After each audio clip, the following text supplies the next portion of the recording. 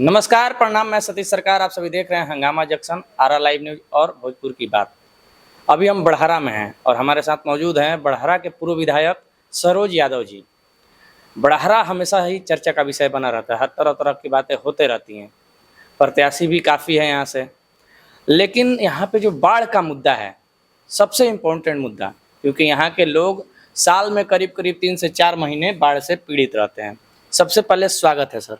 सबसे पहले आपके हंगामा जंक्शन और भोजपुर की आवाज़ को मैं तहे दिल से धन्यवाद देता हूं कि आपने मेरा इंटरव्यू लेने आए और इसके साथ-साथ बड़हरा के सभी हमारे सम्मानित अभिभावक, नौजवान साथी, माता बहन को मेरे तरफ से सबसे पहले प्रणाम। और रही बात अभी जो हमारा क्षेत्र है बाढ़ बहुल इलाका है, हमारा विधानसभा जो है टोटल 37 पंचायत का विधानसभा है और इस विधानसभा में लगभग हमको लगता है कि 32 पंचायत बाढ़ से आंशिक और पूर्णतः बाढ़ से प्रभावित रहता है। आंशिक रूप से और पूर्ण रूप से बाढ़ से प्रभावित रहता है 32 पंचायत। उसमें 32 पंचायत में आप देखे होंगे कि जो बाढ़ का पैसा है, जब तक हम विधायक 15 से 20 तक थे, तो उस समय 16 में बाढ़ आया था, 19 में बाढ़ आया था और बाढ़ का पैसा मैंने लगातार एक-एक हर जाति समुदाय के लोगों के खाता में मैंने पैसा सीओ हो या जिला अधिकारी हो या एसडीएम उस समय नवदीप शुक्ला थे, उन लोगों से लड़ झगड़ के आवश्यकता पड़ा था तो मैं प्रधान सचिव से भी झगड़ के अपने क्षेत्र के लोगों का एक-एक लोगों को पैसा दिलवाने का काम किया था। और देखिए जनप्रतिनिधि कोई भी हो अगर कोई काम करते हैं तब पूर्ण रूप से सभी जनताओं के लिए करते हैं। वो हर जाति धर्म के लोग के लिए, ना बाढ़ में ना किसी का जाति या ना पार्टी होता है। बाढ़ में सब लोग बाढ़ से प्रभावित हैं, उनके खाता में पैसा जाना चाहिए। लेकिन अभी का जो 2024 में, 2025 में या 21 में जब से माननीय विधायक जी आए हैं, तो पता चलता है कि अकाउंट यहाँ का है और पैसा चला जाता है कहीं और। अभी रिसेंटली का मैं बात कर रहा हूँ 2025 में ऐसे-ऐसे गाँव में पैसा गया है जो कि वो गाँव बाढ़ से बिल्कुल प्रभावित नहीं है। जैसे रमशहर गाँव में पैसा गया है, पंडितपुर में पैसा गया है। कुछ ऐसे मेरे पास डाटा है जो मैंने निकाला भी है कि वो गाँव में बाढ़ से कोई लेना-देना नहीं है, उस गाँव में पैसा गया है। लेकिन खवासपुर जैसे पंचायत हो गया, नकनाम टोला जैसा पंचायत हो गया, गुंडी जैसे जगह हो गया, गजियापुर हो गया, ये सिन्हा हो गया, या लगातार जितना भी बाढ़ इलाके में जो पंचायत है, जो बाढ़ से पूर्णतः प्रभावित है, वहाँ लोगों को पैसा नहीं गया है। तो इसके लेकर के मैंने लगातार लाइव आकर के जिला प्रशासन के लोगों से मैंने आग्रह किया, जिला अधिकारी से आग्रह किया, सभी अंचलाधिकारियों से भी मैंने आग्रह किया कि आप एक-एक बाढ़ प्रभावित लोगों के खाता में पैसा भेजिए, अन्यथा बाध्य होकर के मुझे फिर सड़क पे आना पड़ेगा और आपके ब्लॉक का घेराव करना पड़ेगा। और ऐसा स्थिति हो गया है कि लगातार मेरे पास रोज़ 200-300 लोगों का कॉल आ रहा है कि भैया मेरा खाता में पैसा नहीं आया, हमको पैसा नहीं मिला, कहीं घर के घर लोगों के खाता में पैसा चला गया। एक परिवार में माने छोटा-छोटा बच्चा का भी पैसा चला गया है, लेकिन कोई-कोई ऐसा परिवार के लोग हैं जिनके यहाँ एक भी रुपया बाढ़ का नहीं गया है।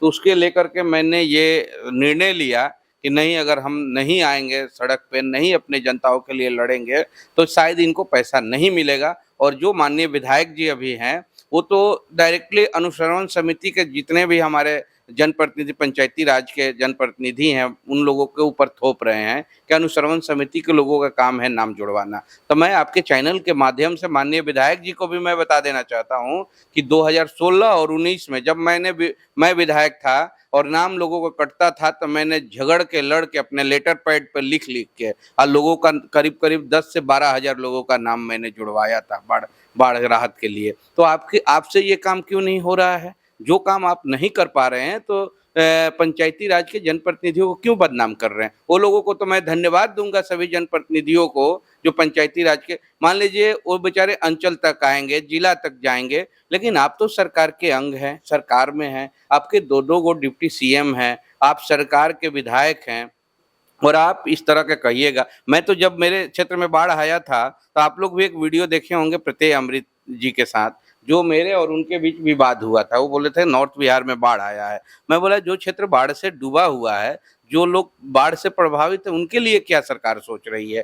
तो देखिए, जनप्रतिनिधि अगर जागरूक रहेंगे, सतर्क रहेंगे, तो उनके लोगों का पैसा कोई मार नहीं सकता है, कोई किसी की भी सरकार हो। आप सरकार में रहिए या सरकार के बाहर रहिए। लेकिन मुझे दुर्भाग्यपूर्ण ये बात कहना पड़ रहा है कि माननीय विधायक जी अब बूढ़े हो गए हैं, अब उनको कार्य करने की शक्ति समाप्त हो गई है, इसलिए उनसे कुछ हो नहीं रहा है, तो पंचायती राज के जनप्रतिनिधियों पे थोप रहे हैं। इसलिए मैं 10 तारीख के आपके चैनल के माध्यम से सभी बड़हरा के जो भी बाढ़ पीड़ित लोग हैं, जो बड़हरा अंचल में जिनका घर आता है, 22 पंचायत के लोगों जो बाढ़ प्रभावित थे, उनसे मेरा आग्रह है कि आप लोग 10 तारीख को 11 बजे बड़हरा मुख्यालय पे आइए और अपनी अपनी हक की लड़ाई को लड़ने में मेरा मदद करिए। सरोज यादव हारा है बट मरा नहीं है।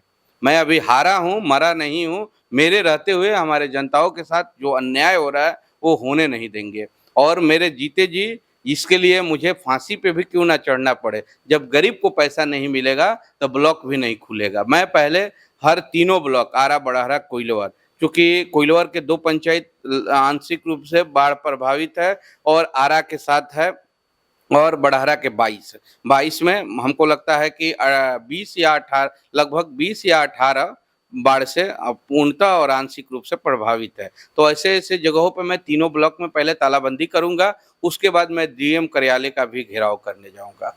क्योंकि मैं बड़हरा की लड़ाई इस बार मजबूती से लड़ूँगा और बड़हरा की जनता बड़ी आस और उम्मीद के नज़रों से मेरी तरफ देख रही है। तो आपके चैनल के माध्यम से मैं अपने अभिभावक, नौजवान साथी, माता-बहन और बड़हरा के सभी सम्मानित अभिभावकों से मैं कहूँगा कि आप लोग घबराइए नहीं, आप सभी लोगों को पैसा आएगा, नहीं आएगा तो हम लोग लड़ाई सड़क पे लड़ने का काम करेंगे।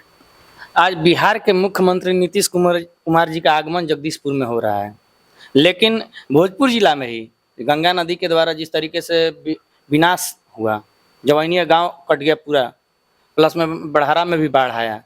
क्या जवैनिया गांव और क्या बड़हरा का दौरा नीतीश कुमार जी को करना चाहिए कि नहीं? आप ये बताइए, माननीय मुख्यमंत्री जी अभी हमारे भोजपुर जिला में आ रहे हैं। जवैनिया के पूरा गांव हमको लगता है 80 से 85% लोगों का घर गंगा नदी में विलीन हो गया। उस समय ना इनका कोई मंत्री गए वहाँ देखने, ना इनके कोई दल के लोग जाके देखें। कुछ माननीय एमएलसी महोदय या कुछ लोग दूर से ही बयान दे रहे हैं कि जवैनिया में लोग कुछ जाके फ़ोटो खिंचवा रहे हैं, ये कर रहे हैं। जैसे हमारे ही क्षेत्र के हमारे बड़े भाई के सम्मान पवन सिंह जी गए थे, तो वहाँ जा कर के तो लोगों को मदद ना किए थे। इस तरह का जो भाषा बोल रहे हैं, तो आपके द्वारा कौन-सा मदद किया गया? और मैं धन्यवाद दूँगा आपके चैनल के माध्यम से कि उस क्षेत्र के सम्मानित विधायक बड़े भाई राहुल तिवारी उर्फ मंटू तिवारी जी 3 बीघा ज़मीन देने के लिए कहा, उसपे भी वो व्यक्ति ने टिप्पणी की है। तो ऐसे-ऐसे टिप्पणी नहीं करना चाहिए। जो जनप्रतिनिधि जिस क्षेत्र के हैं, वो अपने जनता के प्रति सतर्क और सजग हैं। उनको ये बताने की ज़रूरत नहीं है, और मदद के लिए कहीं से भी कोई जाकर किसी को मदद कर सकता है। और सरकार जो है, माननीय मुख्यमंत्री जी जो हैं, अब वो अचेत अवस्था में हैं, उनको अपने सूझबूझ है नहीं कि कहाँ क्या करना चाहिए। वो चंद लोगों के हाथ में कठपुतली बन के सरकार चला रहे हैं। और